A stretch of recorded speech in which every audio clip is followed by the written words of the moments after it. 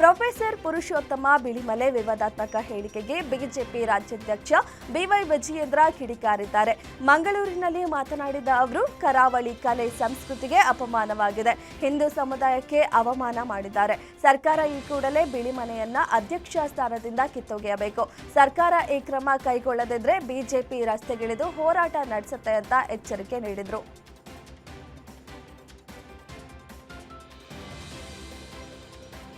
ಯಕ್ಷಗಾನ ಕಲಾವಿದರ ಬಗ್ಗೆ ವಿವಾದಾತ್ಮಕ ಹೇಳಿಕೆ ವಿಚಾರಕ್ಕೆ ಪುರುಷೋತ್ತಮ ಬಿಳಿಮಲೆ ಕ್ಷಮೆ ಯಾಚಿಸಿದ್ದಾರೆ.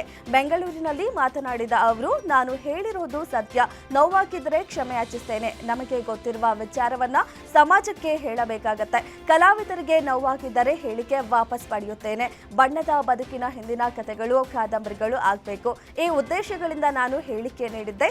ಸಾರ್ವಜನಿಕವಾಗಿ ಹೇಳಿದ್ರೆ ಈ ರೀತಿ ಟೀಕೆ ಎದುರಿಸಬೇಕಾಗುತ್ತೆ ಎಂದು ಹೇಳಿದರು.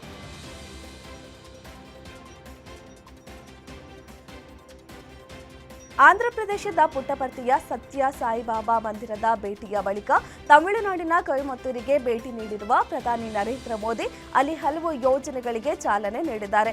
ಈ ವೇಳೆ ಮೋದಿ ನೈಸರ್ಗಿಕ ಕೃಷಿ ಪ್ರದರ್ಶನವನ್ನ ಉದ್ಘಾಟಿಸಿದರು ಮತ್ತು ದಕ್ಷಿಣ ಭಾರತ ರಾಷ್ಟ್ರೀಯ ಕೃಷಿ ಶೃಂಗಸಭೆಯಲ್ಲಿ ಭಾಗವಹಿಸಿದರು.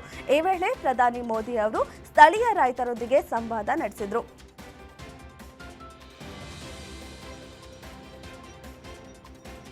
ಸಾವಯವ ಕೃಷಿ ನನ್ನ ಹೃದಯಕ್ಕೆ ತುಂಬಾ ಹತ್ತಿರವಾದ ವಿಷಯ ಎಂದು ಹೇಳಿದ ಪ್ರಧಾನಿ ಮೋದಿ, ಭಾರತವು ಸಾವಯವ ಮತ್ತು ನೈಸರ್ಗಿಕ ಕೃಷಿಗೆ ಜಾಗತಿಕ ಕೇಂದ್ರವಾಗುವ ಹಾದಿಯಲ್ಲಿದೆ ಎಂದು ಪ್ರತಿಪಾದಿಸಿದ್ದಾರೆ.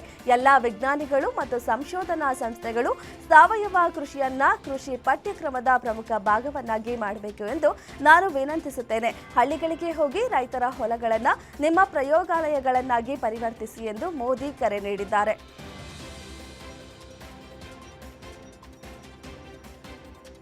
ಪಿಎಂ ಕಿಸಾನ್ ಯೋಜನೆಯ 21ನೇ ಕಂತಿನ 18,000 ಕೋಟಿಗೂ ಅಧಿಕ ಹಣವನ್ನು ಪ್ರಧಾನಿ ನರೇಂದ್ರ ಮೋದಿ ಬಿಡುಗಡೆ ಮಾಡಿದರು. ತಮಿಳುನಾಡಿನ ಕೊಯಮತ್ತೂರಿನಲ್ಲಿ ನಡೆದ ದಕ್ಷಿಣ ಭಾರತ ನೈಸರ್ಗಿಕ ಕೃಷಿ ಶೃಂಗಸಭೆ 2025 ಉದ್ಘಾಟಿಸಿದ ನಂತರ ಪಿಎಂ ಕಿಸಾನ್ ಯೋಜನೆಯ 21ನೇ ಕಂತನ್ನು ಬಿಡುಗಡೆ ಮಾಡಿದರು.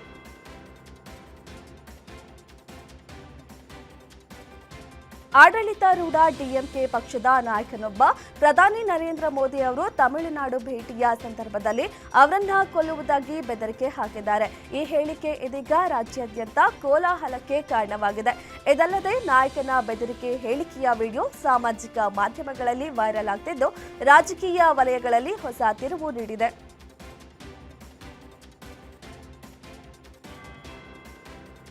ಬಿಹಾರದಲ್ಲಿ ಇತ್ತೀಚೆಗೆ ನಡೆದ ವಿಧಾನಸಭಾ ಚುನಾವಣೆಯಲ್ಲಿ ಜೆಡಿಯು ಪಕ್ಷದಿಂದ ಹೊಸದಾಗಿ ಆಯ್ಕೆಯಾದ 85 ಶಾಸಕರು ಮತ್ತೊಮ್ಮೆ ಮುಖ್ಯಮಂತ್ರಿ ನಿತೀಶ್ ಕುಮಾರ್ ಅವರನ್ನ ಶಾಸಕಾಂಗ ಪಕ್ಷದ ನಾಯಕರನ್ನಾಗಿ ಆಯ್ಕೆ ಮಾಡಿದ್ದಾರೆ.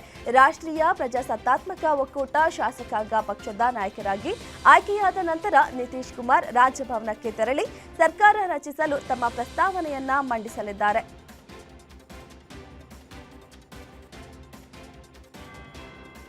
ಬಿಹಾರದಲ್ಲಿ ಪ್ರಚಂಡ ಬಹುಮತದಿಂದ ಗೆದ್ದ ಎನ್ಡಿಎ ಇಂದು ಮತ್ತೊಮ್ಮೆ ಸರ್ಕಾರ ರಚಿಸಲಿದೆ. ಶಾಸಕಾಂಗ ಪಕ್ಷದ ನಾಯಕರಾಗಿ ನಿತೀಶ್ ಕುಮಾರ್ ಅವಿರೋಧವಾಗಿ ಆಯ್ಕೆಯಾಗಿದ್ದಾರೆ. ಇದೀಗ 10ನೇ ಬಾರಿಗೆ ಬಿಹಾರ ಮುಖ್ಯಮಂತ್ರಿಯಾಗಿ ಇಂದು ನಿತೀಶ್ ಕುಮಾರ್ ಪ್ರಮಾಣ ವಚನ ಸ್ವೀಕರಿಸಲಿದ್ದಾರೆ. ಪ್ರಧಾನಿ ನರೇಂದ್ರ ಮೋದಿ ಮತ್ತು ಕೇಂದ್ರ ಸಚಿವರು ಸೇರಿದಂತೆ ಎನ್ಡಿಎಯ ಹಲವು ಪ್ರಮುಖ ನಾಯಕರು ಪ್ರಮಾಣ ವಚನ ಸ್ವೀಕಾರ ಕಾರ್ಯಕ್ರಮದಲ್ಲಿ ಭಾಗವಹಿಸುವ ನಿರೀಕ್ಷೆ ಇದೆ.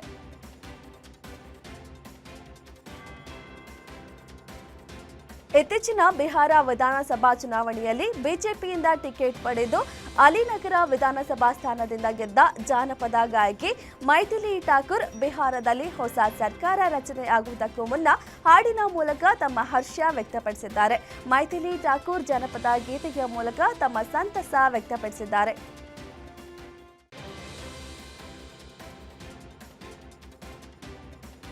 ಬಿಹಾರ ವಿಧಾನಸಭಾ ಚುನಾವಣೆಯ ಹೀನಾಯ ಸೋಲಿನ ಬಳಿಕ ಕಾಂಗ್ರೆಸ್ಗೆ ಮುಂದೇನು ಅಂತ ದಿಕ್ಕು ತೋಚದಂತಾಗಿದೆ. ನಿತೀಶ್ ಮೋದಿ ಬಿರುಗಾಳಿಗೆ ಮಹಾಗಠಬಂಧನ್ ಮಣ್ಣು ಮುಕ್ಕಿದೆ. ಈ ನಡುವೆ ಇಂಡಿ ಒಕ್ಕೂಟ ಮೈತ್ರಿ ಇತಿಹಾಸದ ಪುಟ ಸೇರುತ್ತಾ ಅನ್ನೋ ಚರ್ಚೆ ಶುರುವಾಗಿದೆ. ಇಂಡಿ ಮೈತ್ರಿ ಮುಂದುವರಿಸಲು ಕಾಂಗ್ರೆಸ್ ಮುಂದಾಗಿದೆ. ರಾಹುಲ್ ಗಾಂಧಿ ಕೂಡ ಇಂಡಿ ಮೈತ್ರಿಕೂಟಕ್ಕೆ ಅಂತ್ಯ ಹಾಡಲು ಒಪ್ಪಿಗೆ ಸೂಚಿಸಿದ್ದಾರೆ ಅಂತ ಹೇಳಲಾಗ್ತಿದೆ. ಮುಂದಿನ ಚುನಾವಣೆಗಳಲ್ಲಿ ಏಕಾಂಗಿಯಾಗಿ ಸ್ಪರ್ಧೆಗೆ ಕಾಂಗ್ರೆಸ್ ಮುಂದಾಗಲಿದೆ ಅಂತ ಹೇಳಲಾಗ್ತಿದೆ.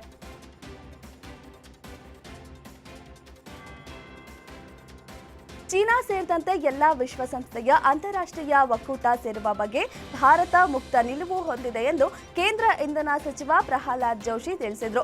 ವಿಶ್ವದ ನೂರಾರು ರಾಷ್ಟ್ರಗಳು ಭಾರತದ ಸೌರ ಪ್ರಗತಿಗೆ ಮಾರು ಹೋಗಿದ್ದು, ಭಾರತದ ನೇತೃತ್ವದಲ್ಲಿ ಸಾಗಿದ ಅಂತಾರಾಷ್ಟ್ರೀಯ ಸೌರ ಒಕ್ಕೂಟವನ್ನ ಪ್ರತಿನಿಧಿಸುತ್ತದೆ. ಅಂತೆಯೇ ಚೀನಾ ಸೇರಿದಂತೆ ಎಲ್ಲ ಯುಎನ್ ಸದಸ್ಯರು ಅಂತಾರಾಷ್ಟ್ರೀಯ ಸೌರ ಒಕ್ಕೂಟಕ್ಕೆ ಸೇರುವ ಬಗ್ಗೆ ಸಹ ಭಾರತ ಮುಕ್ತ ನಿಲುವು ಹೊಂದಿದೆ ಎಂಬುದನ್ನು ಸ್ಪಷ್ಟಪಡಿಸಿದರು.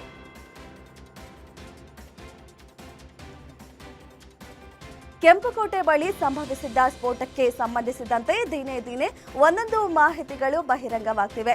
ಇದೀಗ ಉಗ್ರ ಉಮರ್ ತನ್ನ ಕಾರನ್ನ ಪಾರ್ಕ್ ಮಾಡಿದ್ದ ಸ್ಥಳದಲ್ಲಿ ಕಾರಿನಲ್ಲಿ ಕುಳಿತು ಬಾಂಬ್ ಜೋಡಣೆ ಮಾಡಿದ ಎಂದು ತನಿಖೆ ತಂಡಗಳು ಮಾಹಿತಿ ನೀಡಿವೆ. ಸ್ಫೋಟಕ್ಕೂ ಮುನ್ನ ಪ್ರಕರಣ ಪ್ರಮುಖ ರೂವಾರಿ ಉಮರ್ನ ಚಲನವಲನಗಳನ್ನು ಪತ್ತೆ ಹಚ್ಚುವಾಗ ಈ ಅಂಶ ಹೊರಬಿದ್ದಿದೆ.